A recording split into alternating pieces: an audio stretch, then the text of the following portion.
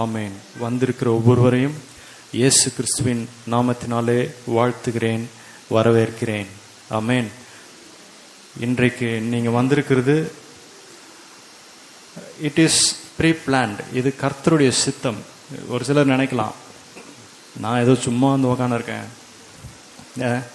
ஒரு சிலர் நினைக்கலாம் நான் வீட்டிலேருந்து கூப்பிட்டாங்களேன்னு வந்திருக்கிறேன், என்னை ஃபோர்ஸ் பண்ணி கூட்டின்னு வந்தாங்களே அதனால் வந்திருக்கிறேன் அப்படின்ட்டு. ஆனால் அப்படி கிடையாது.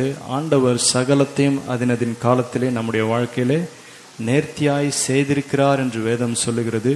அவர் செய்கிற எல்லாமே பெஸ்ட்டு தான், அவர் பண்ணுற எல்லாமே பியூட்டிஃபுல் தான். அவர் அப்படி தான் ஆண்டவர் நம்முடைய வாழ்க்கையில் ஒவ்வொன்றையும் ஆண்டவர் ஒவ்வொரு நாளும் நம்முடைய வாழ்க்கையில் இவைகளை கிரியை செய்து கொண்டே இருக்கிறார். இதை நாம் புரிந்து கொள்ள வேண்டியது அவசியமாக இருக்கிறது. இதை தான் நம்ம என்ன பண்ண போகிறோம், இந்த வருகிற வாரங்களில் தியானிக்க போகிறோம். என்ன தியானிக்க போகிறோம் அப்படின்னா, இயேசு கிறிஸ்துவின் மலை பிரசங்கம்.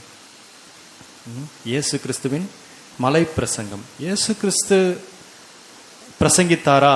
ஆமாம், பிரசங்கித்தார். என்ன பிரசங்கித்தார் அப்படின்னு கேட்டால், அவர் முதல்ல என்ன பிரசங்கித்தார் அப்படின்னா, மனம் திரும்புங்கள், பரலோக ராஜ்யம் சமீபமாக இருக்கிறது. மனம் திரும்புங்கள் அப்படின்னா என்னது? உங்களோட பழைய கிரியைகளை விட்டு நீங்கள் என்ன பண்ணணும்? வெளியே வரணும். பழைய பாவ வாழ்க்கையிலேருந்து நாம் என்ன பண்ணணும்? வெளியே வரணும். பழைய சாபத்திலேருந்து நாம் என்ன பண்ணணும்? விடு பண்ணணும். எதையோ ஒன்றை பிடிச்சிக்கிட்டு அதையே தொடர்ந்து பண்ணிட்டு இருக்கக்கூடாது. தப்புன்னு தெரிஞ்சாலும் அதையே பண்ணிட்டு இருக்கக்கூடாது. இதுதான் அவரோட முதல் பிரசங்கமே. பாருங்க, அவர் எதை பிரசங்கித்தார் அப்படின்னா, யோவான் ஸ்நானகனும் இதை தான் பிரசங்கித்தார். மனம் திரும்புங்கள், பரலோக ராஜ்யம் சமீபமாக இருக்கிறது. ஆண்டவர் என்னைக்கு வருவார்னு தெரியாது. மேபி அது இன்னைக்கு இருக்கலாம், இல்லை நாளைக்கு இருக்கலாம், இல்லை அடுத்த வாரம் இருக்கலாம், அடுத்த வருஷம் இருக்கலாம், இல்லை ஒரு 10 வருஷம் கழிச்சு இருக்கலாம். Who knows. ஆனால் he is going to come. அவர் கண்டிப்பாக வரப்போறார். வரும்போது நம்ம எல்லாரையும் எதுக்காக வராரு? நம்ம எல்லாரையும் அவரோடு சேர்த்து கொள்வதற்காக வராரு. அவர் சேர்த்து கொள்ளும்போது எல்லாரையும் பிடிச்சி இழுத்துட்டு போகிறது கிடையாது. யார் அவருடைய பிள்ளைகளாய் வாழ்கிறார்களோ, யார் அவருடைய இரத்தத்தினால் சுத்திகரிக்கப்பட்டிருக்கிறார்களோ, யார் இயேசுவின் வசனங்களை, யார் வேத வசனங்களை தொடர்ந்து பேசி தொடர்ந்து உச்சரித்து அதன் மூலமாய் தங்களை சுத்திகரித்து கொண்டிருக்கிறார்களோ, யார் தேவனுடைய பிள்ளையாய் தொடர்ந்து வாழ ஆசைப்படுகிறார்களோ, யார் வாழ முயற்சி பண்ணுகிறார்களோ, அவர்களுக்காக தான் வராரு. ரெண்டாவது, திரும்ப இன்னொரு டைம் வருவாரு. அப்ப யாருக்காக வருவாரு அப்படின்னா, யாரெல்லாம் அவரை குற்றம் சொன்னாங்களோ, யாரெல்லாம் அவரை கொலை செய்தார்களோ, யாரெல்லாம் அவரை குத்தி நாசம் பண்ணாங்களோ, அந்த கண்கள் எல்லாம் அவரை பார்க்கும்படியாக வருகிறார். முதல் வருகை ரகசிய வருகை. ஆமீன். அந்த வருகையில் நாம் எல்லாருமே அவர் கூட போயிடுவோம். ரெண்டாவது ஒரு டைம் வரப்போறாரு. அப்போ இந்த உலகமே அவரை பார்க்கும். எப்படி பிரதர் இந்த உலகம் பார்க்கும் அப்படிலாம் நீங்கள் கேட்கக்கூடாது. ஆண்டவர் சொன்னார்னா சொன்னது தான். எப்படி பார்க்கும்லாம் தெரியாது, ஆனால் கண்டிப்பாய் பார்க்கும். ஆமீன். அப்போ இதுதான் அவருடைய முதல் பிரசங்கம். என்னது? மனம் திரும்புங்கள், பரலோக ராஜ்யம் சமீபமா இருக்கிறது. மனம் திரும்புறது அப்படின்னா என்னது? பழைய பாவ வாழ்க்கையை விட்டு வெளிவர முயற்சி பண்றது. ஃபுல்லா வந்துட முடியுமா அப்படின்னு கேட்டா கண்டிப்பா முடியாது. கண்டிப்பா முடியாது. யாராலையும் முடியாது. எப்படிப்பட்ட மனுஷனா இருந்தாலும் முடியாது. 100% ஒரே டைம்ல வெளியே வந்துட முடியாது. ஆனா தொடர்ந்து முயற்சி பண்ணி நம்ம என்ன பண்ணலாம்? அதுலேருந்து வெளியே வரலாம். அதுதான் வேதம் சொல்லுது. என்னை ஈசோப்புல்லால் சுத்திகரியும், அப்பொழுது நான் சுத்தமாவேன். அதுக்கு அர்த்தம் என்னன்னா, துணி துவைக்கிற மாதிரி தான். ஒரு கரை இருக்குன்னா சும்மா அப்படி போட்டு எடுத்துட்டீங்கன்னா உடனே போயிடுமா? போகாது. என்ன பண்ணணும்? முதல்ல ஒரு டைம் ஒரு ப்ராசஸ் பண்ணணும். அதுக்கப்புறம் அது போகலைன்னா இன்னொன்று எதனா பண்ணணும். அதுக்கப்புறமா அது போகலைன்னா இன்னும் எதனா பண்ணணும். அதுக்கப்புறமா போகலைன்னா இன்னும் எதனா பண்ணணும். இப்படி தொடர்ந்து நீங்கள் வாஷ் பண்ணிங்கன்னா தான் அந்த கரை போகும். ஆனால் நாம் வாழ்கிற இந்த உலகம் ஒரு நாளும் நம்மை கரைப்படுத்துகிறது. நீங்கள் போயிட்டு எந்த தப்பையும் பண்ண தேவையில்ல. அது தானாக வந்து உன் பாக்கெட்டில் விழும், உன் ஃபோனில் வந்து விழும், உன்னோட டிவியில் வந்து விழும், உன் வீட்டில் வந்து விழும், ரோட்டில் போகும்போது வந்து விழும். நாம் என்ன பண்ணோம்? நம்மை ஒரு நாளும் நாம் சுத்திகரித்து கொண்டே இருக்க வேண்டியது அவசியமாக இருக்கிறது. ஆமீன். அதனால தான் நம்ம இயேசுவின் ரத்தத்தை பிடிச்சுக்கணும். இயேசுவின் ரத்தம் என்ன பண்ணுது? சகல பாவத்தையும் நீக்கி நம்மை சுத்திகரிக்கிறது. நீங்கள் உங்களை ஒரு பாவி அப்படின்னு நீங்கள் கில்ட்டியாக ஃபீல் பண்ணுறீங்களா? உடனே இயேசுவின் ரத்தம் ஜெயம்னு சொல்லுங்க. இயேசுவின் ரத்தம் அதுக்கு இருக்கிற முதல் வேலை, பிரதான வேலை என்னன்னா, உன்னை அப்படியே மாற்றுறது. இதெல்லாம் நம்ம பார்த்துருப்போம். ஆசிட் ஒரு இடத்துல பட்டுச்சுன்னா என்ன ஆகுது? அந்த இடமே ஒருவேளை நீங்கள் க்ளீன் பண்ணுறதுக்காக ஆசிட் யூஸ் பண்ணுறீங்கன்னா ஒரு ட்ராப் போட்டால் போதும், அந்த இடம் என்ன ஆகிடும், உடனே சுத்தமாகிடும். இது ஒரு எக்ஸாம்பிளாக சொல்லக்கூடாது, இருந்தாலும் சொல்கிறேன். இயேசுவின் ரத்தமும் அதை மாதிரி நீங்கள் மைண்டில் வச்சுக்கலாம். ஒரு டைம் நீங்கள் இயேசுவின் ரத்தம்னு சொன்னீங்கன்னா உடனடியாக நீங்கள் என்ன பண்ணுறீங்க, சுத்திகரிக்கப்படுறீங்க. அதுதான் வேதம். ஆமென். இயேசு கிறிஸ்துவின் ரத்தம் சகல பாவத்தையும் நீக்கி சுத்திகரிக்கிறது. எத்தனை டைம் சுத்திகரிக்கும்? நீ எத்தனை டைம் சொன்னாலும் சுத்திகரிக்கும். எவ்வளோ நாள் சுத்திகரிக்கும்? நீ எவ்வளோ நாள் கூப்பிட்டாலும் சுத்திகரிக்கும். எவ்வளவு வருஷம் சுத்திகரிக்கும்? நீ உயிரோடு இருக்கிற நாள் வரைக்கும் அது சுத்திகரிக்கும். ஏன்னா இயேசுவின் ரத்தத்தோட வல்லமையே அதுதான். அந்த ரத்தம் யார் மேல பட்டாலும் சரி, யார் அந்த ரத்தத்தை புரிந்து கொள்கிறவர்களா இருந்தாலும் சரி, யார் அந்த ரத்தத்தை ஏற்றுக்கொள்கிறவர்களா இருந்தாலும் சரி, எல்லார் மேலும் அது கிரியை செய்கிறதா இருக்கிறது. ஆமென். இயேசுவின் ரத்தத்துக்கு ஒரு வல்லமை உண்டு. அந்த ரத்தத்தை நாம் என்ன பண்ணோம், எடுத்து பயன்படுத்தணும். இப்படிதான் நாம் நம்மை ஒவ்வொரு நாளும் சுத்திகரித்து கொண்டே இருக்க வேண்டும். அப்போ ஆண்டவராகிய இயேசு கிறிஸ்துவின் முதல் பிரசங்கம், அவர் ஆரம்பத்திலிருந்தே அவர் செய்த பிரசங்கம் என்னது? மனம் திரும்புங்கள், பரலோக ராஜ்யம் சமீபமா இருக்கிறது. அதுக்கப்புறம் அவர் தேவ ராஜ்யத்தை குறித்து பிரசங்கிக்க ஆரம்பித்தார். அவர் என்ன பிரசங்கித்தார் அப்படின்றது மத்தேயு 5ஆம் அதிகாரம், 6வது அதிகாரம், 7வது அதிகாரத்துல வரிசையா போட்டிருக்கு. இது ஒரு ரெக்கார்டட் சர்மன். வேணா எடுத்துக்கோங்க. மத்தேயு 5 முதல் அதிகாரம், 5வது அதிகாரம் முதல் வசனம் பாருங்க. அவர் திரளான ஜனங்களை கண்டு மலையின் மேல் ஏறினார். எப்படி அவர் மலையின் மேல ஏறினாரு? யாரை பார்த்து? திரளான ஜனங்களை கண்டு. திரளான ஜனங்கள் அப்படின்னா யார் அப்படின்னா அங்க இருக்கிற எல்லா விதமான மக்களும். அவர் இயேசு கிட்ட யார் வேணா வரலாம் பாருங்க. இவங்க மட்டும்தான் வரணும், அவங்க மட்டும்தான் வரணும், இப்படியே இருக்கிறவங்க தான் வரணும், இந்த மாதிரி சர்ச்சுக்கு போறவங்க தான் வரணும், இந்த மாதிரி பரிசுத்தமாய் வாழ்கிறவர்கள் தான் வரணும், இந்த மாதிரி எல்லார்கிட்டையும் நல்ல பேர் வாங்கினவங்க தான் வரணும், அப்படிலாம் கிடையாது. இயேசு கிட்ட யார் வேணா வரலாம். அதுதான் இந்த வசனம் பாருங்க. அவர் திரளான ஜனங்களை கண்டு. திரளான ஜனங்கள்னா யாரு?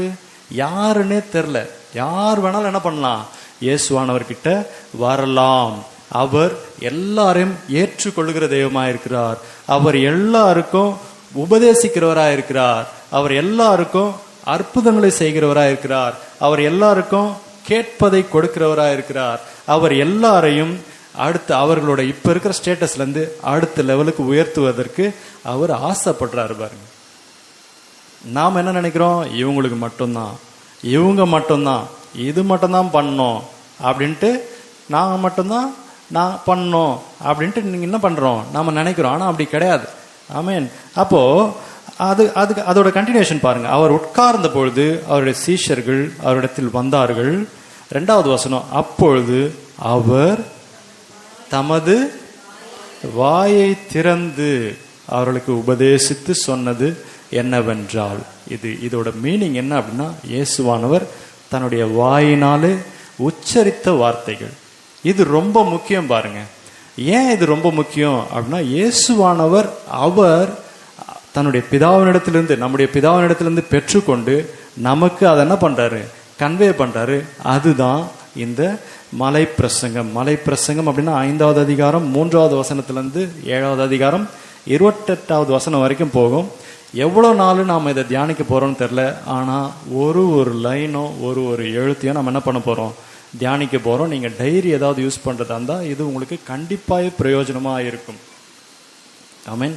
நான் இதை பல நாளா தியானித்து ஒரு செய்தியாய் கொண்டு வரேன். ஆமீன். நீங்க என்ன பண்ணலாம், ஒரு 40-45 மினிட்ஸ்ல எல்லாவற்றையும் நீங்க எடுத்துக்கலாம், அதை நீங்க பயன்படுத்திக்கலாம். ஆமீன். அப்போ இந்த மலை பிரசங்கத்துல இயேசுவானவர் என்னென்னலாம் சொன்னார் அப்படின்றத முதல்ல நம்ம என்ன பண்ணலாம், ஒரு சின்ன ஒரு ரீகேப். ஏற்கனவே நமக்கு இதெல்லாம் தெரிந்தது தான். இதை பலர் நமக்கு எடுத்துட்டு சொல்லியிருப்பாங்க, பலர் இதை பயன்படுத்துகிறார்கள். நான் கிறிஸ்டியன்ஸ் கிடையாது, யார் வேணாலும் இதை பயன்படுத்துறாங்க. அது என்னென்னு ஒரு இன்ட்ரோடக்ஷன் மட்டும் தான் இன்னைக்கு நான் தரப்போறேன். என்னென்னலாம் இருக்கு, அதை எப்படியெல்லாம் நாம பயன்படுத்திக்கலாம், இது எப்படி நம்முடைய வாழ்க்கைக்கு பிரயோஜனமா இருக்க போகிறது, இதை மூலமாய் நாம் ஆசீர்வாதங்களை எப்படியெல்லாம் பெற்றுக்கொள்ளலாம். அப்போ இதுல முதல்ல இப்படிதான் ஸ்டார்ட் ஆகும். 3வது வசனம் பாருங்க. ஆவியில் எளிமையுள்ளவர்கள் பாக்கியவான்கள், பரலோக ராஜ்யம் யாருது பாரு. ரொம்ப சிம்பிளா முடிஞ்சிச்சு பாருங்க. Christianity is very very simple religion, simple வே. இயேசு மட்டும்தான் வழி, பரலோக ராஜ்யம் போறதுக்கு அவர் ஒரு வழியை சொல்லியிருக்காரு பாருங்க. ஆவியில் எளிமை உள்ளவர்கள் பாக்கியவான்கள் அப்படின்னா, இது ஒரு இந்த டிரான்ஸ்லேஷன் இப்படி இருக்கு. பாக்கியவான்கள் அப்படின்னா தே ஆர் ஹாப்பி அப்படின்னு அர்த்தம். அதாவது பேரின்பம், சந்தோஷம், சந்தோஷப்படுறவங்க யாரு அப்படின்னா பரலோகத்துக்கு போறவங்க அப்படின்னு அர்த்தம். இப்படி நம்ம என்ன பண்ண போறோம், இந்த ஒரு வசனத்தை ஒரு வாரம் நான் தியானிக்க போறோம். அதே போல அடுத்த வசனத்தை ஒரு நாள் ஒரு வாரம் தியானிக்க போறோம். அந்த மாதிரி நம்ம நிறைய தியானிக்க போறோம். இது ஒரு இன்ட்ரோடக்ஷன் மட்டும் நான் தரேன். அப்போ இதுல அடுத்தது, துயரப்படுகிறவர்கள் பாக்கியவான்கள், அவங்க என்ன பண்ணுவாங்க, ஆறுதல் அடைவார்கள். நீதியின் மேல் பசிதாகமுள்ளவர்கள் பாக்கியவான்கள். அடுத்தது சாந்த குணமுள்ளவர்கள் பாக்கியவான்கள். பாருங்க, இது மாதிரி நிறைய இருக்கு. இப்படியே நம்ம போனோம்னா நிறைய இம்பார்ட்டண்ட்டான வசனங்கள்லாம் வரும் பாருங்க. நாம 13ஆம் வசனம் பார்த்தீங்கன்னா நாம என்னவா இருக்கோமா, உப்பு. உப்பு இல்லாத பண்டம் பாரு, சூப்பரா சொல்றீங்க. இதெல்லாம் ஸ்கூல்ல நமக்கு சொல்லி கொடுத்துருவாங்க. நாம என்னவா இருக்கோமா, பூமிக்கு உப்பா இருக்கிறோம். நாம இல்லைன்னா இந்த உலகம் அவ்வளவுதான். ரைட், இதுதான் அதோட அர்த்தம். உப்பு இல்லாத பண்டம் குப்பையிலேன்றது நமக்கு சின்ன வயசுலேயே சொல்லி கொடுத்துட்டாங்க. நீங்க இல்லைன்னா இந்த உலகத்துல ஆசீர்வாதம் ஒண்ணு கிடையவே கிடையாது. இயேசுவின் பிள்ளைகள் எங்க இருக்கிறாங்களோ அங்கே ஆசீர்வாதம். இயேசுவின் பிள்ளைகள் எங்கே இருக்கிறார்களோ அங்கே சுகம். இயேசுவின் பிள்ளைகள் எங்கே இருக்கிறார்களோ அங்கே பலன். இயேசுவின் பிள்ளைகள் எங்கே இருக்கிறார்களோ அங்கே ஒரு மாற்றம். இயேசுவின் பிள்ளைகள் எங்கே இருக்கிறார்களோ அந்த இடத்துல ஒரு பெரிய ஆசீர்வாதம் உண்டு. அதுதான் இது ஒரு சின்ன மீனிங் பாருங்க. அதே போல நீங்க அடுத்து 16வது வசனம் வாருங்க. 14வது வசனம் வாங்க. 14, நீங்கள் உலகத்துக்கு வெளிச்சம். எப்படி, நீங்க தான் லைட். பாருங்க, நம்ம இதெல்லாம் ஒரு ஆச்சரியமான ஒரு டீச்சிங் பாருங்க. நீங்க தான் லைட். நம்மளெல்லாம் எல்லாம் எப்படி சொல்லி பார்த்துருக்கோம், நீ வேஸ்ட், நீ தண்டம், நீ ஒண்ணுதுக்கு லைக் இல்லை, நீயா உருப்பட மாட்ட, இப்படிலாம் சொல்லி கேட்டிருக்கோம். ஆனா இங்க பாருங்க, நீங்க என்னவா இருக்கிறீங்களா, இந்த உலகத்துக்கு வெளிச்சமா இருக்கிறீங்களா. அப்போ அந்த இடத்துல என்ன நடக்கணும், நமக்கு ஏற்கனவே நமக்கு சங்கீதத்துல சொல்லியிருக்கு, கர்த்தருடைய வசனம் நம்முடைய கால்களுக்கு தீபமும் நம்முடைய பாதைக்கு வெளிச்சமா இருக்கிறது. வசனம் நமக்கு என்ன பண்ணுது, ஒரு வெளிச்சத்தை நம்ம கொடுக்குது. உனக்குள்ள வசனங்கள் இருந்தா நீ என்னவாயிடுற, நீயே வெளிச்சமாயிடுற, உன்னை தேடி எல்லாம் வருவாங்க. இப்படி ஆண்டவர் பல டீச்சிங்ஸ் சொல்லியிருக்கிறார் பாருங்க. அடுத்தது பாருங்க, 17வது வசனம் பாருங்க. 17வது வசனம், நியாயப்பிரமாணத்தை ஆகிலும் தீர்க்க தரிசனங்களை ஆகிலும் அழிக்கிறதற்கு வந்தேன் கிடையாது, அவைகளை நிறைவேற்றுவதற்கே வந்தேன். ரொம்ப பேசிக்கான ஒரு விஷயத்த சொல்றாரு. நியாயப்பிரமாணத்தெல்லாம் இப்ப நம்ம ஃபாலோ பண்ண வேண்டிய அவசியம் கிடையாதுன்னு நம்ம படிக்கிறோம். ஏன் அப்படின்னா, இயேசு கிறிஸ்துவின் மூலமாய் நாம் எல்லாவற்றையும் ஏற்கனவே நிறைவேற்றி விட்டோம். இன்னைக்கு நமக்கு தேவை என்னது, இயேசு கிறிஸ்துவின் ரத்தம் மட்டும்தான், இயேசு கிறிஸ்துவின் சரீரம் மட்டும்தான். அதுதான் ஒரு புது உடன்படிக்கை. இன்னைக்கு பழையசெல்லாம் இருக்கு. நியாயப்பிரமாணம் மொத்தம் எத்தனை இருக்குது அப்படின்ட்டு ஃபாலோ பண்றவங்கள கேட்டாலே அவங்களுக்கு தெரியாது. மொத்தம் எவ்வளவு இருக்குது அப்படின்னா கிட்டத்தட்ட 613 இருக்கான். 613ஐயும் ஒரு ஆளால பின்பற்ற முடியுமா அப்படின்னா கண்டிப்பா பின்பற்ற முடியாது. ஒரே ஒரு எக்ஸாம்பிள் சொல்றேன். பக்கத்து வீட்டுக்காரனுக்கு, அதாவது லேவியராகமத்தில் இது போட்டிருக்கோம். என்ன போட்டிருக்கோம் அப்படின்னா, எதையோ ஒன்று நீங்க பார்த்துட்டு பார்க்கவே இல்லைன்னு சொன்னீங்கன்னா அதுவே நியாயப்பிரமாணத்தை மீறுறீங்கன்னு அர்த்தமா. ஏதோ ஒன்று பார்த்துட்டு, அதாவது அந்த வீட்டில் மாடு மேய்ஞ்சிட்டு போயிடுச்சுன்னு வச்சுக்கோங்களேன். ஒருத்தர் அந்த வீட்டுக்காரர் கேட்குறாரு, என்னப்பா வந்தது அப்படின்னு கேட்டால் தெரியல அப்படின்ட்டிங்கன்னா நீங்கள் என்ன பண்ணிட்டீங்க, நியாயப்பிரமாணத்தை மீறிட்டீங்க. அப்போ நம்ம தெரியலன்ற வார்த்தை எத்தனை டைம் சொல்லியிருக்கோம்? ஒரு நாளைக்கு பல நேரங்கள் நம்ம சொல்கிறோம். அப்போது இது நம்ம எதுக்காக, நம்மளை காப்பாற்றிக்கிறதுக்காக சொல்லுவோம், இல்லை மற்றவங்க மனசு கஷ்டப்படக்கூடாதுன்றதுக்காக சொல்லுவோம், ஏதோ ஒன்று. ஆனால் அப்படி சொன்னாலும் என்னவா, பாவமா. அப்போ நீங்கள் ஏதோ போயிட்டு ஒருத்தனை போய் குத்துனாதான் பாவம், ஒருத்தரை போயிட்டு கெட்ட வார்த்தையில் திட்டினாதான் பாவம், ஒருத்தருக்கு கெடுதல் நினைச்சாதான் பாவம்னு கிடையாது. ஐ டோன்ட் நோன்னு சொன்னாலே முடிஞ்சுது. அப்போ இதெல்லாம் எப்படி போய் நம்ம நிறைவேற்றிருக்க முடியும்? கண்டிப்பா முடியாது. ஆனா இவ எல்லாவற்றையும் ஆண்டவர் என்ன பண்ணிட்டாரு, நிறைவேற்றிட்டார். அழிக்கிறதற்கு அல்ல, நிறைவேற்றுவதற்கே வந்தேன். அதே போல 20வது வசனம் பாருங்க, ரொம்ப முக்கியமான ஒரு டிஸ்கஷன் இது. 20வது வசனம், வேத பாரகர் பரிசேயர் என்பவருடைய நீதியிலும் உங்கள் நீதி அதிகமாக இராவிட்டால் பரலோக ராஜ்யத்தில் பிரவேசிக்க மாட்டீர்கள் என்று உங்களுக்கு சொல்லுகிறேன். யாரு? வேத பாரகர் பரிசேயர். வேத பாரகர் அப்படின்னா பைபிள் டீச்சர் அப்படின்னு அர்த்தம். பரிசேயர் அப்படின்னா பாரிசீஸ், அதாவது எங்க வேதத்துல நல்ல வல்லவார்கள், நியாயப்பிரமாணத்தை கடைபிடிக்கிறவர்கள், அவர்களுக்கு இந்த பைபிள்ல எல்லாமே தெரியும். இன்னொன்னு சொல்ல போனா அவங்க என்ன பண்றாங்க அப்படின்னா வாரத்துல 2 நாள் உபவாசிக்கிறாங்க. எப்படி? பரிசேயர் என்ன பண்றாங்க? வாரத்துல 2 நாள் உபவாசிக்கிறாங்க. நம்மள எத்தனை பேர் வாரத்துல 2 நாள் உபவாசிக்கிறோம்? பட்டினியை சொல்ல நான் சாப்பாடு இல்லை, ஓகே இன்னைக்கு உபவாசம் அப்படின்னு ஒரு சிலர் சொல்றதை நான் கேள்விப்பட்டிருக்கேன். அப்படிலாம் கிடையாது. பர்பஸிவா உபவாசம் இருக்கணும். பாருங்க, இவர்களுடைய நீதியிலும் நாம் என்ன பண்ணோமா, அதிகமா செஞ்சாதான் பரலோக ராஜ்யத்துல இடம் இருக்குதான். அப்போ உடனே போயிட்டு பிரதர், அப்போ நான் இன்னிலேருந்து நான் 2 வாரத்துல 2 உபவாசம் இருந்தா நான் மேலே போயிடுவானா அப்படின்னா கிடையாது. இயேசுவின் ரத்தத்தினால மட்டும்தான் நீங்க சுத்திகரிக்கப்பட்டு மேலே போக முடியும். பட் அவர்களை காட்டிலும் நாம எப்படி இருக்கணுமா, அவர்களை காட்டிலும் நாம பர்ஃபெக்டா இருக்கணும்ன்றது ஆண்டவர் மலை பிரசங்கத்துல தான் தெரியப்படுத்துறாரு. அப்போ ஒருத்தனை பர்ஃபெக்ட் நீங்க பாக்குறீங்கல்ல, அவங்கள விட நீங்க என்ன பண்ணணும்? பர்ஃபெக்டா இருக்க முயற்சி பண்ணணும். ஒருத்தவங்க நல்லவங்களா இருக்கிறாங்கன்னு நீங்க பாக்குறீங்கல்ல, அவர்களை விட நீங்க என்ன பண்ணணும்? நல்லவங்களா இருக்கிற முயற்சி பண்ணணும். ஏன் அந்த இடத்துல ஏன் வேத பாரகர் பரிசேயர் அப்படின்னு ஆண்டவர் சொல்லியிருக்காரு, இயேசு கிறிஸ்து சொல்லியிருக்காரு அப்படின்னா, அந்த காலத்துல அவர்கள் நியாயப்பிரமாணத்தை முழுவதுமாய் கடைபிடிக்கிறவர்கள். அதாவது நியாயப்பிரமாணம் என்ன சொல்லுது? உன் தேவனாகிய கர்த்தரை முழு இருதயத்தோட, முழு ஆத்மாவோட, முழு பலத்தோட அன்பு கூறுவாயாக, கொலை செய்யாதிருப்பாயாக, களவு செய்யாதிருப்பாயாக, பொய் சொல்லாதிருப்பாயாக, பொய் சாட்சி சொல்லாது. இதெல்லாம் அவங்க என்ன பண்றாங்க? பர்ஃபெக்டா கடைபிடிக்கிறவங்க. அட்லீஸ்ட் பர்ஃபெக்டா பண்ணலனாலும் அதை கடைபிடிக்க முயற்சியாவது பண்ணுவாங்க. ஆனா நம்ம என்னது, ஏதாவது ஒண்ணு சொன்னா அதை பிரேக் பண்றதா நம்மளோட வேலை. கரெக்டா? நீ சொன்னா நான் செய்யணுமா? இது நமக்கு நேச்சுரலாவே வந்துருச்சு. இது இவர்களை காட்டில் நம்ம எப்படி இருக்கணுமா? அதிக நீதி உள்ளவர்களா இருக்கணுமா? சரி, அப்படியே பாருங்க, வசனம் 21 வாங்க. 21, கொலை செய்யாதிருப்பாயாக என்பதும் கொலை செய்கிறவன் நியாய தீர்ப்புக்கு ஏதுவாயிருப்பான் என்பதும் பூர்வத்தாருன்னா அந்த காலத்து ஆட்களுக்கு, நான் உங்களுக்கு சொல்லுகிறேன், தன் சகோதரன் நியாயமில்லாமல் கோபித்துக் கொள்ளுகிறவன் நியாய தீர்ப்புக்கு ஏதுவாயிருப்பான். அதாவது கோபப்படுறதே பாவம். எப்படி? கோபப்படுறதே பாவம். நீங்கள் கோபம் கொண்டாலும் பாவம் செய்யாதிருங்கள் என்று வேதம் சொல்லுது. கோபப்படுறதே பிரச்சனை. அப்போ அதை எப்படி வேலிடா நம்ம மாத்தலாம் அப்படின்றது ஆண்டவர் என்ன பண்றாரு, இந்த இடத்துல நமக்கு ஒரு டீச்சிங்கை கொடுக்கிறார். அப்படியே நீங்க வந்தீங்கன்னா 33, 37வது வசனம் பாருங்க. 37, உள்ளதை உள்ளதென்றும் இல்லதை இல்லதென்றும் சொல்லுங்கள், இதற்கு மிஞ்சினது. பாருங்க, இருக்கிறது இருக்கிற மாதிரி சொல்லு. யாராவது நம்ம இருக்கிறது இருக்கிற மாதிரி சொல்றோமா? 2 கதை தானா வந்துடும் பாருங்க. அங்க ஏதோ நடந்தது அப்படின்னா அது கூட 2 பில்டப் சொன்னாதான் நமக்கு என்ன வரும்? அது சொன்ன மாதிரி ஒரு ஃபீலே வரும். பாருங்க, இது எவ்வளவு ஒரு ஃபவுண்டேஷனல் டீச்சிங்ஸ் பாருங்க. இருக்கிறத இருக்கிற மாதிரி சொல்லு.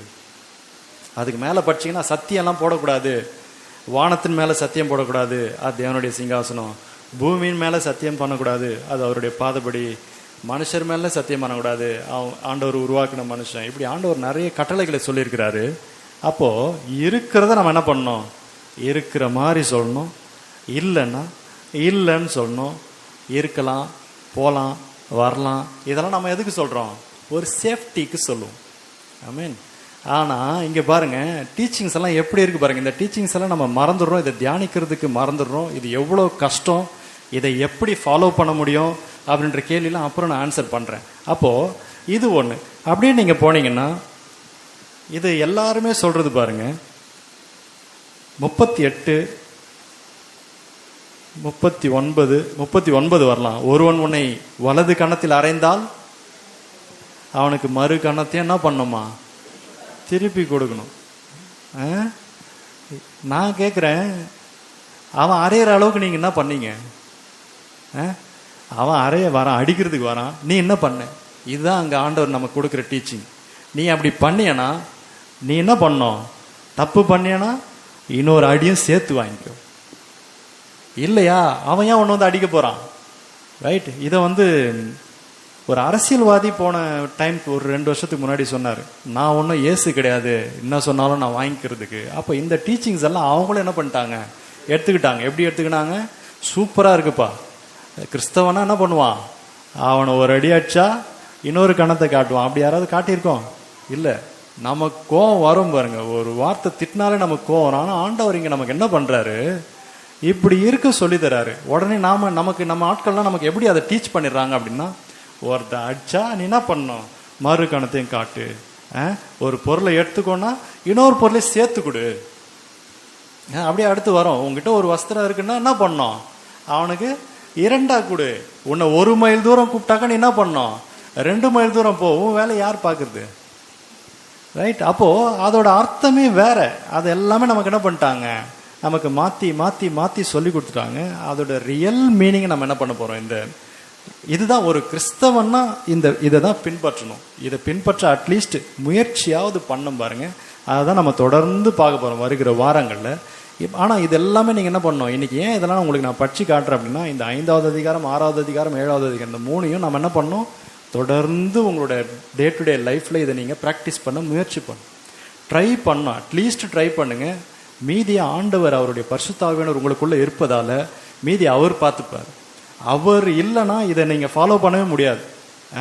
அவர் உங்களுக்குள்ளே இல்லைன்னா இந்த எந்த டீச்சிங்குமே நீங்கள் ஃபாலோ பண்ண முடியும். உள்ளதை உள்ளதென்றும் இல்லதை இல்லதென்றும் பரிசுத்த ஆவியானவர் இருந்தால் தான் உங்களால் பண்ண முடியும்.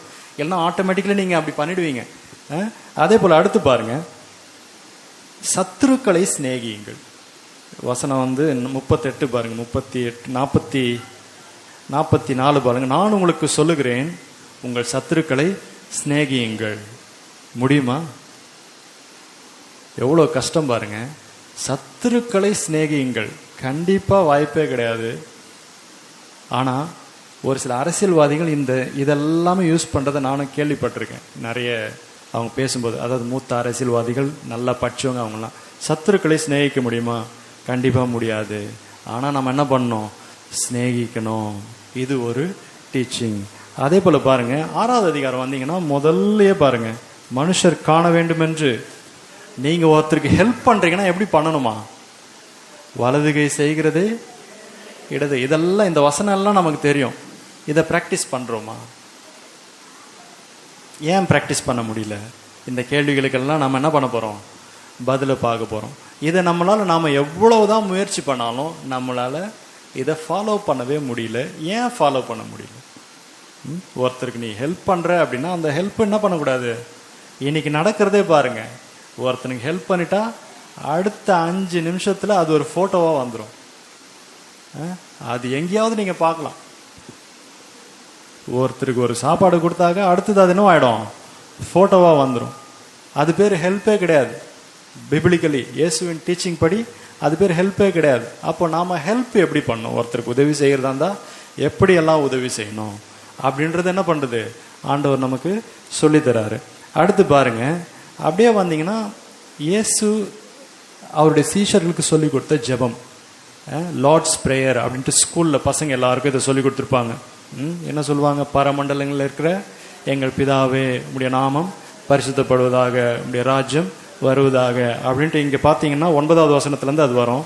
ஸ்கூலில் சொல்லி கொடுப்பாங்க, father what in heaven hallowed be thy name thy kingdom come அப்படின்ட்டு அவங்க என்ன பண்ணுவாங்க, அந்த வசனத்தை சொல்லுவாங்க.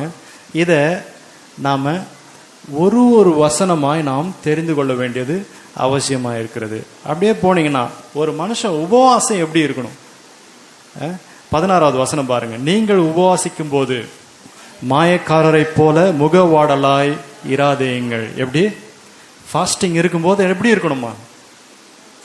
நீங்கள் இதெல்லாம் எப்போ பார்க்கலாம் அப்படின்னா, குட் ஃப்ரைடேக்கு முன்னாடி ஒரு 40 நாள், ஈஸ்டருக்கு முன்னாடி 40 நாள் ஃபாஸ்டிங் இருப்பாங்க பாருங்கள். அவங்கள நீங்கள் போய் கேட்டிங்கன்னா, என்ன டல்லாக இருக்கிறீங்க, ஆமாம் பிரதர் ஃபாஸ்டிங் இருக்கிறேன், உடம்பெல்லாம் வலிக்குது, வயிறெல்லாம் எரியுது. இதெல்லாம் நான் எனக்கு தெரிஞ்ச ஒரு ஃப்ரெண்டு இருந்தார், இன்னொரு ஃப்ரெண்டு தான், இதெல்லாம் ஒரு கேட்க வேணான்னு ஆசைப்பட்றேன். சரி, அவர் என்ன பண்ணுவார், என்ன இப்படி இருக்கு அப்படின்னா, அவர் முகமே ஒரு மாதிரி ஆக்கிடுவார். அந்த 40 நாளும் என்ன பண்ணுவார், ரொம்ப சோகமாக இருப்பார். அந்த 40 days அவர் என்ன நினச்சிட்டாரு அப்படின்னா, இயேசுவை அடிச்சு சாவடிச்சிட்டாங்க, முடிஞ்சுதுடா கதை, இதுக்கப்புறம் நம்ம எங்கே போக போகிறோம், அவ்வளோதான், இயேசு அவ்வளோதான் முடிஞ்சுது, இனிமே இயேசுன்ற ஒருத்தரே கிடையாது. எப்போ அந்த 40 நாள் பாவம் அவர் எப்படிலாம் அடிச்சாங்க, எப்படிலாம் உதைச்சாங்க, எப்படிலாம் அவர் சித்திரவதை பண்ணாங்க, எல்லாமே எனக்காக தானே அவர் பண்ணாரு. பாவம்ல அவர் அதை பண்ணாம இருந்தா நல்லா இருந்திருக்குமே. எப்படி அவர் அதை பண்ணாம இருந்தா நல்லா இருந்திருக்குமே, பாவம். அதனால நான் என்ன பண்றேன், அவர் எனக்காக இதெல்லாம் பண்ணதால நான் இந்த 40 நாள் ஒரே ஒரு நான்வெஜ் மட்டும் நான் சாப்பிட மாட்டேன். எப்படி நமக்காக உயிரையே கொடுத்த ஒருத்தர், நமக்காக நித்திய ஜீவனை ஏற்படுத்தி வச்ச ஒருத்தருக்கு, நமக்காக பரத்திலிருந்து இறங்கி வந்து தம்முடைய சொந்த குமாரன் என்றும் பாராமல் அவரையே நமக்காக பிதாவானவர் தந்தாரு. அவங்களுக்கு இவங்க என்ன ஆஃபர் பண்றாங்க, ஒரே ஒரு டைம் ஃபாஸ்டிங், இல்லைன்னா நான்வெஜ் மட்டும் சாப்பிட மாட்டாங்க. பாருங்க, அவங்கள பொறுத்த வரைக்கும் அதான் உபவாசம். ஆனா இங்க பாருங்க, நீங்கள் உபவாசிக்கும் போது 16வது வசனம் 6:16, முகவாடலா இராதீங்கள். அப்போ உபவாசம் பண்ணும்போது அந்த உபவாசம் நீங்க பண்றதே தெரியக்கூடாது. நீங்க என்ன பண்ணணும், மோர் எனர்ஜெட்டிக்கா இருக்கும். இதை ஆண்டவர் சொல்லி தராரு. இதெல்லாம் நம்ம என்ன பண்ண போறோம், டிஸ்கஸ் பண்ண போறோம், ரொம்ப விலாவரியா பண்ண போறோம். அடுத்தது பாருங்க, பரலோகத்துல உங்களோட பொக்கிஷங்களை சேர்த்து வையுங்கள். 19வது வசனம், பூமியிலே உங்கள் பொக்கிஷங்களை சேர்த்து வைக்க வேண்டாம். இன்னைக்கு நம்ம ஜனங்களுக்கு இருக்கிற நைட்டு நிறைய பேர் தூக்கம் வரதே கிடையாது. ஏன் சொல்லுங்க, அவன் எங்கேயோ டெபாசிட் பண்ணி வச்சிருப்பான், அந்த பேங்க் என்னைக்கு க்ளோஸ் பண்ணிட்டு போயிடுவானோ, எங்கேயோ யாருக்கிட்டயோ வட்டிக்கு விட்டு வச்சிருப்பான், வட்டிக்கு வாங்கினவன் செத்து போயிட்டானா எங்கேருந்து வாங்குறது. பாருங்க, இப்படி பல நைட்டு தூக்கமே வர்றது கிடையாது. வீட்டில் கோல்டு நிறைய வாங்கி வச்சிருப்பாங்க, ப்ராபப்ளி இங்கே அப்படி யாரும் இருக்க மாட்டாங்கன்னு நினைக்கிறேன். கோல்டு வாங்கி வச்சுட்டு நைட்டெல்லாம் தூக்கம் இருக்காது. திடீர்னு எங்கன்னா சத்தம் கேட்டால் உடனே எழுந்து என்ன நடக்குது, ரைட்? அப்போ பாருங்க, பூமியில் பொக்கிஷங்களை சேர்த்து வைக்க வேணாம், பரலோகத்தில் பொக்கிஷங்களை சேர்த்து வைங்க. அப்போ பரலோகத்தில் பொக்கிஷங்களை எப்படியெல்லாம் சேர்த்து வைக்கலாம், ஆண்டவர் நம்ம இடத்துலேருந்து எதையெல்லாம் எதிர்பார்க்கிறார் அப்படின்றத நம்ம என்ன பண்ண போகிறோம், இந்த டீச்சிங்ஸில், இந்த சீரீஸில் பார்க்க போகிறோம். யாரும் தயவு செஞ்சு காலேஜ் பசங்களுக்கு சொல்கிற மாதிரி சொல்கிறேன், லீவ் போடாமல் வாங்க தயவு செஞ்சு. அவங்களுக்கு நான் சொல்கிறது தான், லீவ் போடாமல் வா, கரெக்ட் டைமுக்கு வா, நல்லா படி அப்படின்னுவேன். அதே தான் உங்களுக்கும் சொல்கிறேன், எல்லா வாரமும் தயவு செஞ்சு வாங்க. நம்ம இந்த வேதத்திலிருந்து எப்படி நாம் நம்மை இன்னும் அதிகமாக ஆண்டவரோடு கிட்டி சேர்ந்து இன்னும் நாம் அவருக்கு பிரியமான பிள்ளைகளை எப்படிலாம் மாறலாம், எப்படி நம்முடைய கிரியைகளாலே, கிரியை இல்லாத விசுவாசம் செத்ததா இருக்கிறது, எப்படி நம்முடைய கிரியையினாலே ஆண்டவரை விசுவாசிக்கலாம் அப்படின்றத நம்ம என்ன பண்ணலாம், அதுக்கெல்லாம் ஆண்டவர் இங்கே நமக்கு பல வழிகளை கொடுத்துருக்கிறாரு. அடுத்து பாருங்க, 22வது வசனம் பாருங்க, கண்ணானது சரீரத்தின் விளக்கு. எப்படி நம்மளோட ஐஸ் தான் நம்மளோட ஹோல் பாடிக்கு லைட்டா. அப்போ கண் இருளா இருந்தா என்ன ஆகும், சரீரம் முழுவதும் இருளாயிடும். கண் வெளிச்சமா இருந்தா சரீரம் முழுவதும் வெளிச்சமா இருக்கும். அப்ப நாம என்ன பார்க்கிறோம், நாம எப்படியெல்லாம் பார்க்கலாம், ஆவிக்குரிய பார்வை என்ன, இதெல்லாம் நம்ம என்ன பண்ண போறோம், டிஸ்கஸ் பண்ண போறோம். மாம்ச பார்வையினால சில காரியங்களை பார்க்க முடியாது, ஆவிக்குரிய பார்வையினாலே ஆவிக்குரிய விஷயங்கள் எல்லாம், பிசாசானவனுக்கு எதிரான கிரியைகள் எல்லாம் நம்ம என்ன பண்ணலாம், ஈஸியா நம்மளால பார்க்க முடியும். இதெல்லாம் ஆண்டவர் நமக்கு என்ன பண்ண போறாரு, வருகிற நாட்கள்ல பரிசுத்த ஆவியானவர் நமக்கு இவைகள் எல்லாவற்றையும் சொல்லி தர போறாரு. அடுத்தது பாருங்க, 7வது அதிகாரம் வந்துருங்க.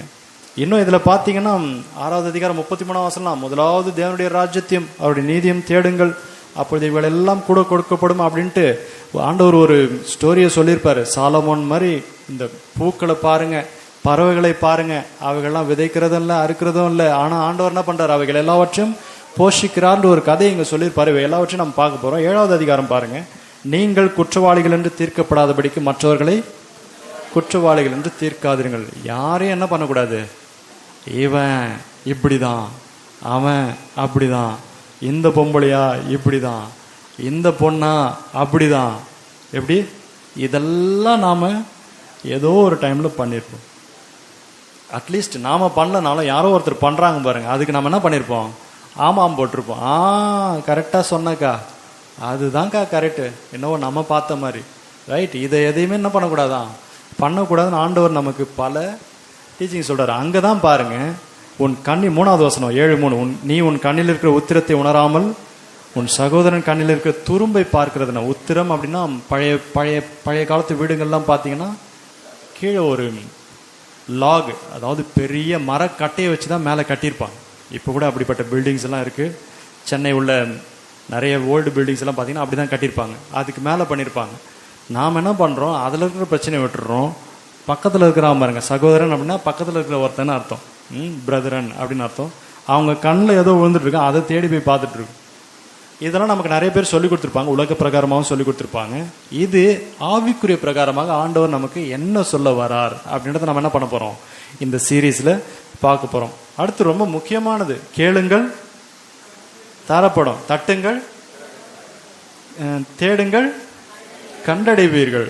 இது எவ்வளோ முக்கியமானது பாருங்க. 7ஆம் வசனம் வந்தீங்கன்னா தெரியும். 7, கேளுங்கள் அப்பொழுது உங்களுக்கு கொடுக்கப்படும், தேடுங்கள் அப்பொழுது, தட்டுங்கள் அப்பொழுது உங்களுக்கு திறக்கப்படும். அப்போ நீ கேட்டியனா பெற்றுக்கொள்வ, தேடினா கண்டடைவ, தட்டினியனா உனக்கு திறக்கப்படும். இது ஒரு ஃபவுண்டேஷனல் டாக்டரின். என்ன அப்படின்னா, ஆண்டவர்கிட்ட போயிட்டு நாம் என்ன பண்ணணும், கேட்கணும். எப்படி நம்ம ஆண்டவர்கிட்ட பேச முடியும், ஜெபத்தின் மூலமாக தான் பேச முடியும். அப்போ இந்த இடத்துல ஒரு பெரிய கேள்வி, எத்தனை பேர் டெய்லி ஆண்டவர்கிட்ட பேசுகிறோம்?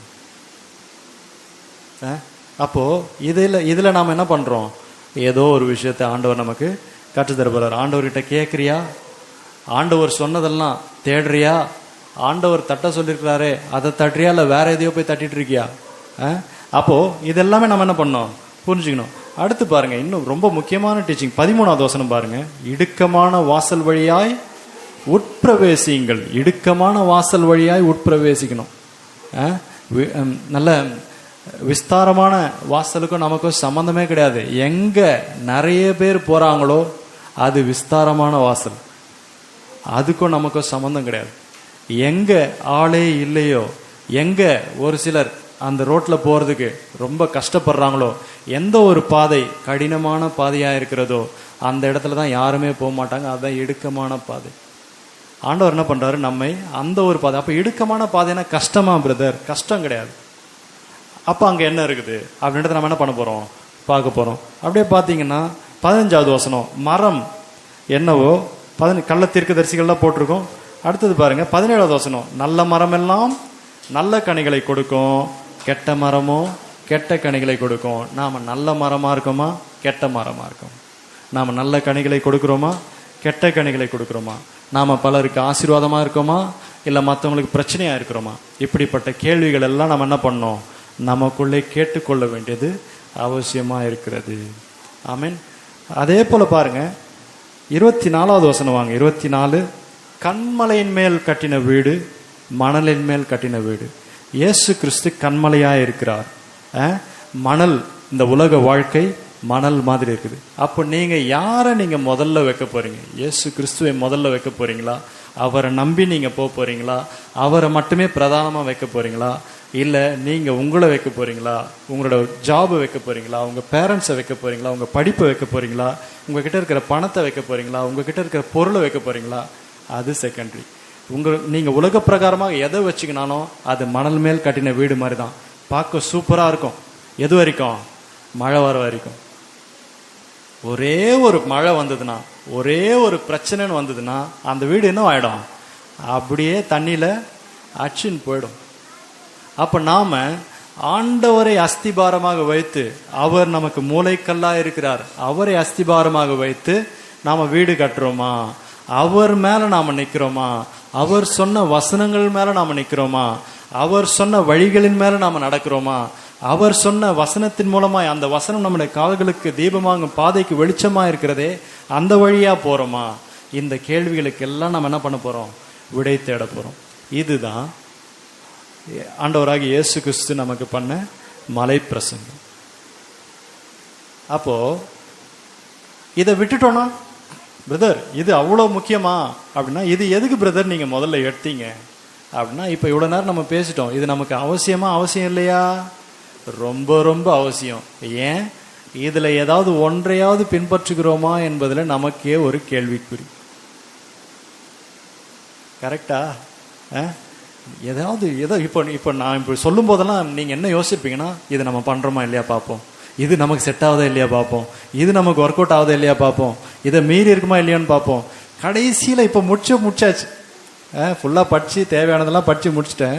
இன்னும் நம்ம தேடிட்டு இருக்கோம். நம்ம அது என்னடா நமக்கு எதுவுமே செட் ஆகலையே, எதுவுமே பண்ணலையே, அப்போ நாம கிறிஸ்தவனே கிடையாது போல. ஆமா, ரொம்ப கஷ்டமாக இருக்குல்ல இதை கேட்குறதுக்கு. இதை ஃபாலோ பண்ணலன்னா வெரி சாரி, நீங்கள் ஆண்டவராக இயேசு கிறிஸ்து சொன்ன டீச்சிங்ஸை பின்பற்றலை, வேற எதையோ பின்பற்றிட்டு இருக்கீங்க. வேற எதை பின்பற்றுறீங்க உங்களுக்கு தான் தெரியும்.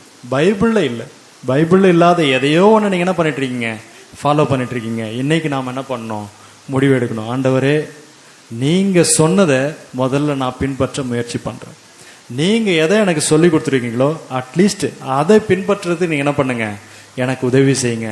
எனக்குள்ளே இருக்கிற உடைய பரிசுத்த ஆவியானவர், நான் இன்னும் இன்ட்ரோடக்ஷன் ரொம்ப ஃபவுண்டேஷனில் தான் இருக்கேன், இன்னும் நிறைய உங்களுக்கு எக்ஸ்பிளைன் பண்ணலான்னு இருந்தேன். நான் எடுத்ததில்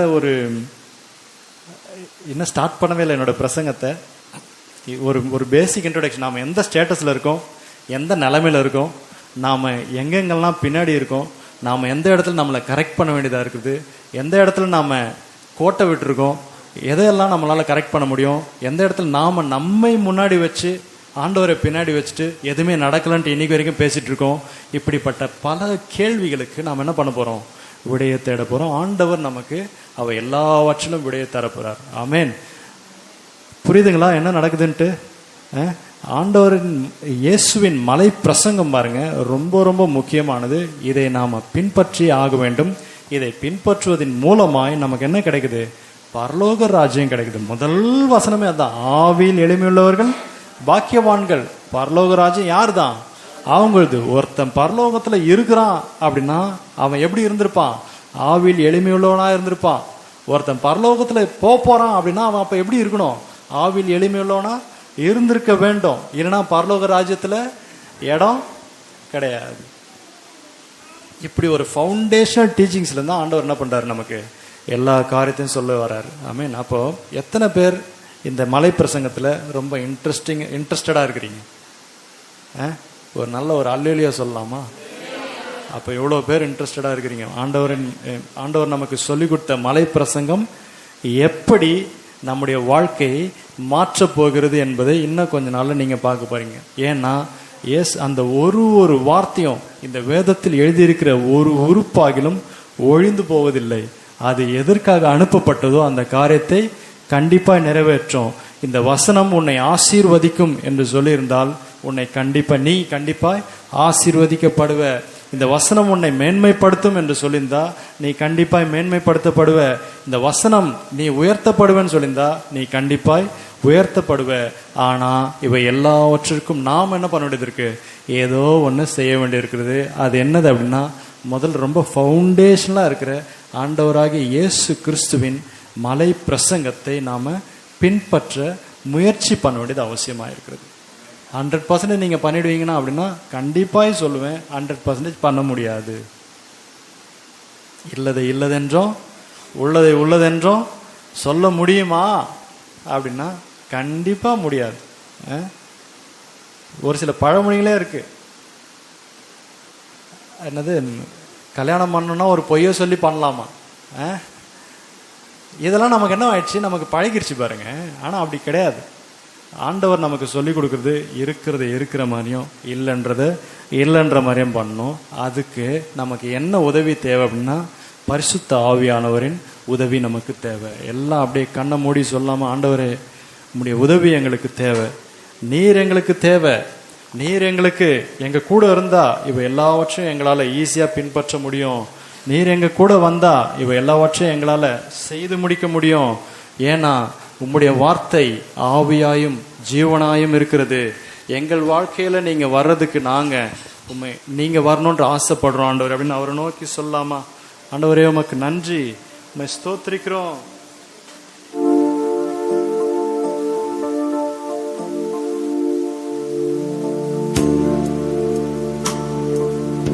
அனுதினமும் உம்மில் நான் வளர்ந்திடவே உம் அனுக்கிரகம் தர வேண்டுமே.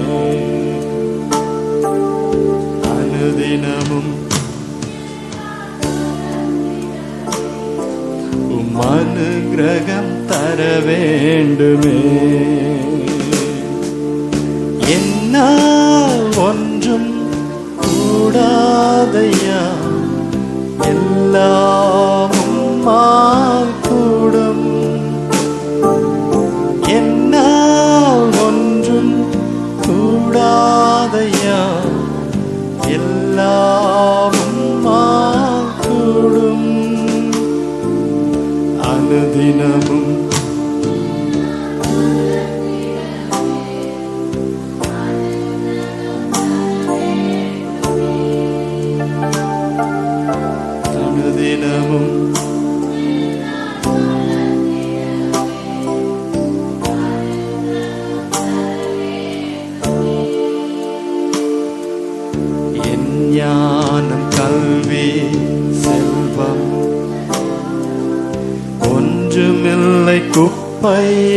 என்றெண்ணுகிறேன்.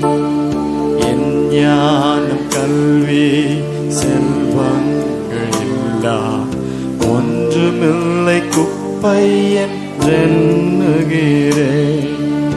என் நீதி நியாயங்கள் அழுக்கான கந்தை என்றே உணர்ந்தேன். என் இயேசுவே, அனுதினமும் உம்மில் நான் அனுக்கிரகம் அனுதினமும் அனுதினமும் வளர்ந்திடவே அனுக்கிரகம் தர வேண்டுமே.